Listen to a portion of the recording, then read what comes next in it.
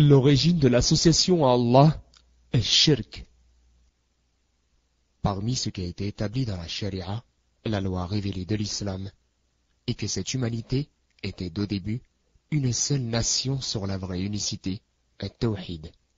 Puis, l'association à Allah, shirk, tout acte d'adoration ou autre chose réservée seulement à Allah, voué à autre qu'Allah, les a graduellement dépassés. La base de ceci est la parole d'Allah le Très-Haut. Les gens formaient à l'origine une seule communauté croyante, puis, après leur divergence, Allah envoya des prophètes comme annonciateurs et avertisseurs. Surat al-Baqarah, la vache, verset 213. Ibn Abbas, qu'Allah l'agrée, a dit, entre Noé et Adam, il y a eu 10 générations. Tout était sur la charia, la loi de la vérité, puis ils ont divergé.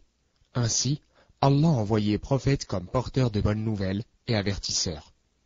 Hadith rapporté par Al-Tabarani et Al-Hakim. Ibn Urwa al-Hanbali a dit, cette parole refute ces historiens des gens du livre qui prétendent que Qabil, Caïn et ses fils étaient des adorateurs du feu. Je dis, en cela est aussi une réfutation de certains philosophes et athées qui prétendent que la base naturelle de l'homme est l'association à Allah, shirk, et que l'unicité, tawhid, s'est développée en l'homme. Le verset précédent réfute cette revendication aussi bien que deux hadiths authentiques suivants. Premièrement, la parole du prophète Mohammed, paix et bénédiction d'Allah sur lui, qu'il rapporte de son Seigneur. J'ai créé tous mes serviteurs sur la vraie religion, sur l'unicité, tawhid, loin de l'association, shirk. Puis les diables sont venus à eux et les ont détournés de leur vraie religion. Ils ont rendu illicite aux gens ce que j'ai rendu licite pour eux, et ils ont commandé d'associer à mon adoration ce sur quoi je n'ai descendu aucune preuve. Rapporté par Muslim et Ahmed. Deuxième hadith, la parole du noble prophète, paix et bénédiction d'Allah sur lui. Chaque enfant naît sur la fitra, la nature innée, mais ses parents font de lui un juif, un chrétien ou un adorateur du feu. Il ressemble à la manière dont un animal donne naissance à une descendance naturelle. Avez-vous remarqué aucun nouveau-né mutilé avant que vous nous le mutilez? Note du traducteur. Ibn al-Athir a dit dans An-Nihaya, al-Fitr signifie commencer et créer, et al-Fitra est la condition résultant de cela. La signification est que cette humanité est née sur une disposition et une nature qui est prête à accepter la vraie religion. Ainsi, s'il devait être laissé sur cela, alors il continuerait. Al-Hafid ibn Hajar a dit dans Al-Fath, les gens diffèrent concernant ce qui est signifié par Al-Fitra, et la parole la plus célèbre est que cela signifie Islam. Ibn Abdul Bar a dit, c'est ce qui était bien connu de la plupart des salafs, des pieux prédécesseurs, et les savants du tafsir, de l'exégèse du Coran, ont reconnu que ce qui est signifié par la parole d'Allah le Très-Haut, je cite, la fitra d'Allah sur laquelle il a créé l'humanité, fin de citation, est l'islam. Abu Huraira a dit, récitez si vous le souhaitez, telle est la nature qu'Allah a originellement donnée aux hommes, pas de changement à la création d'Allah. Surat les Romains, verset 30. Rapporté par Al-Bukhari et Muslim. Après cette explication claire, il est très important pour le musulman de savoir comment l'association Allah, al-Shirk, s'est répandue parmi les croyants après qu'ils aient été muwahhidoun, croyants unifiant Allah, concernant la parole d'Allah le Très-Haut, à propos du peuple de Noé. Et ils ont dit, n'abandonnez jamais vos divinités, et n'abandonnez jamais Wad, Suwa, Tarot, Ya'uq et Nasr. Surat Noé, verset 23. Il a été rapporté par un groupe de salafs, pieux prédécesseurs, dans beaucoup de narrations, que ces 5 divinités étaient de pieux fidèles. Cependant, quand ils sont morts, Iblis a insufflé aux gens de se retirer et de s'asseoir sur leur tombe. Puis, il a insufflé à ceux qui sont venus après eux qu'ils devaient les prendre comme idoles, leur ornant cette idée en disant que c'était un moyen de se rappeler d'eux et de les suivre dans la conduite pieuse. Puis, Iblis a suggéré à la 3e génération qu'ils devaient adorer ces idoles en plus d'Allah le Très-Haut, et il leur a dit à voix basse que c'était ce que leurs ancêtres faisaient. Par la suite, Allah leur a envoyé Noé, sur lui la paix, leur ordonnant d'adorer Allah seul. Cependant, aucun n'a répondu à son appel, hormis quelques personnes. Allah le Très-Haut a rapporté cet incident en entier dans la sourate Noé.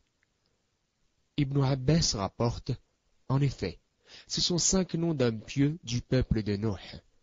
Quand ils sont morts, Iblis a suggéré à leur peuple de faire des statues à leur effigie et de placer ces dernières en leur lieu de réunion comme un rappel, et ils ont donc fait cela. Cependant, aucun parmi eux n'a adoré ces statues jusqu'à leur mort, et le but des statues a été oublié.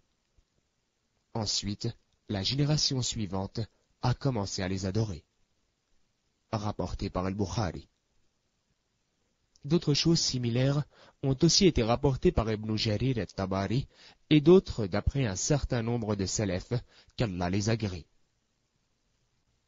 Dans Dur al-Manthur, Abdullah ibn Humayd rapporte d'Abu Mutahhar qui a dit « Yazid ibn Muhallab a été mentionné à Abu Ja'far al-Baqir.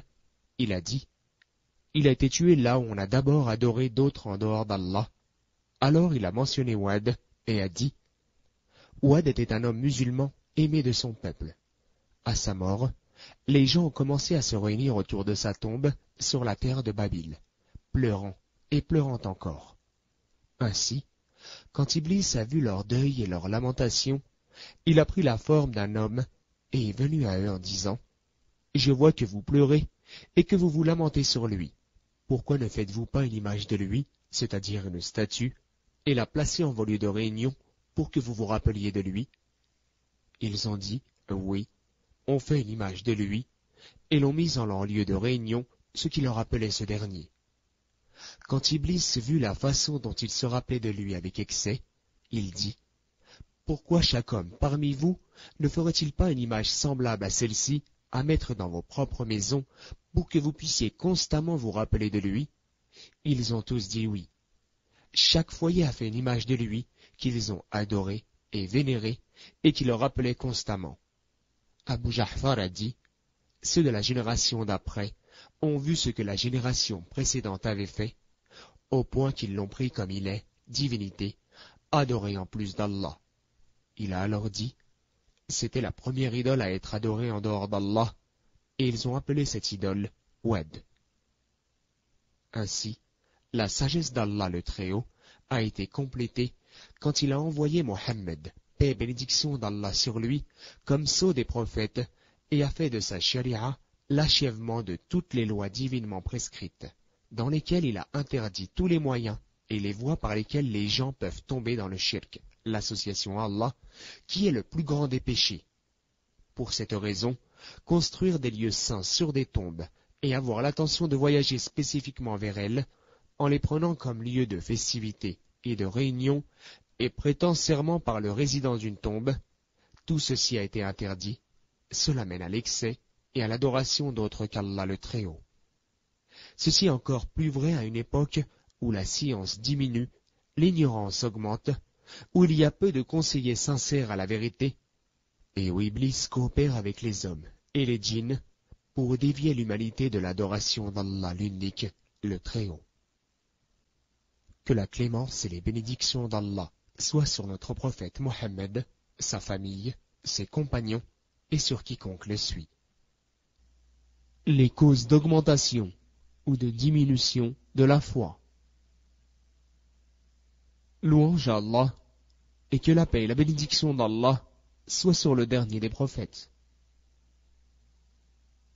L'attention des prédécesseurs a augmenté leur foi.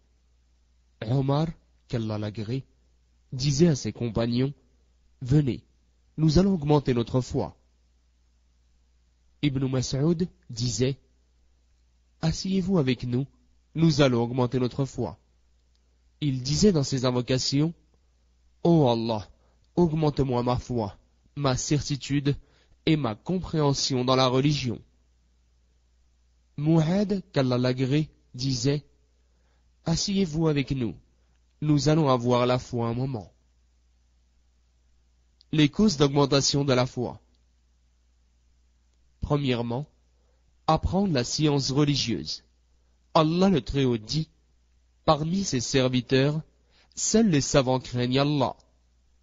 Sourate le Créateur, verset 28. Réciter le Coran avec méditation et compréhension. Allah le Très-Haut dit, certes, ce Coran guide vers la voie la plus droite. Troisièmement, connaître les beaux noms et les excellents attributs d'Allah, puis l'adorer en conséquence de cette connaissance. Méditer sur la biographie du prophète, prière et salut sur lui. Méditer sur les biographies des pieux prédécesseurs. Méditer sur les avantages et mérites de la religion musulmane. Méditer sur les signes manifestes de la création d'Allah. S'efforcer d'accomplir beaucoup d'adorations, multiplier les bonnes œuvres, prières, aumônes, dons, jeûnes, pèlerinage, umrah, rappel d'Allah, demande de pardon, invocation, respect des liens de parenté, etc. Être très attentif aux actes du cœur, la peur, la crainte, l'amour, l'espoir, l'humilité, la confiance, etc. Être bon avec autrui. Prêcher la cause d'Allah avec sagesse et bonne parole. Ordonner le bien et interdire le blâmable, suivant sa capacité. Côtoyer les gens de bien. Se détourner des réunions de débauche et de paroles blâmables. S'abstenir de trop manger, trop parler, trop dormir et de trop fréquenter les gens. Baisser le regard devant les choses illicites. Se passer de ce que possèdent les gens. Dire toujours la vérité, car ceci guide vers la piété. Et enfin, regarder celui qui est au-dessus de soi en ce qui concerne la religion, et celui qui est au-dessous de soi en ce qui concerne les choses de la vie courante. Les causes de diminution de la foi. Premièrement, être ignorant, être distrait, se détourner et oublier. Commettre des péchés. Être envieux. Avoir de mauvaises fréquentations. Être influencé par le diable. Être guidé par son âme qui incite au mal. Porter son regard sur les choses qu'Allah a interdites. Utiliser sa langue dans la calomnie, la médisance, les disputes futiles. Écouter ce qui provoque la colère d'Allah, la musique, les paroles blâmables, etc. Trop manger, trop boire, trop dormir, trop fréquenter les gens. Ceci est extrait d'un livre de Mohammed ibn Ibrahim al-Hamd. Traduction d'Abu Ahmed.